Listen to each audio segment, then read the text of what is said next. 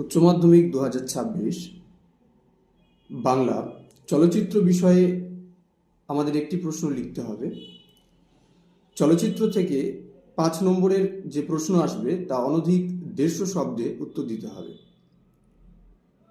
এ বিষয়ে আজকে আমাদের এই ভিডিওয় বেশ কিছু গুরুত্বপূর্ণ প্রশ্ন আমরা রাখতে চলেছি। প্রথম প্রশ্ন, বাংলা চলচ্চিত্রের ইতিহাসে সত্যজিৎ রায়ের অবদান লেখুন। দ্বিতীয় প্রশ্ন, বাংলা চলচ্চিত্রের ধারায় তপন সিনহার অবদান আলোচনা করো। তৃতীয় প্রশ্ন, বাংলার চলচ্চিত্রে ঋত্বিক ঘটকের অবদান লেখুন।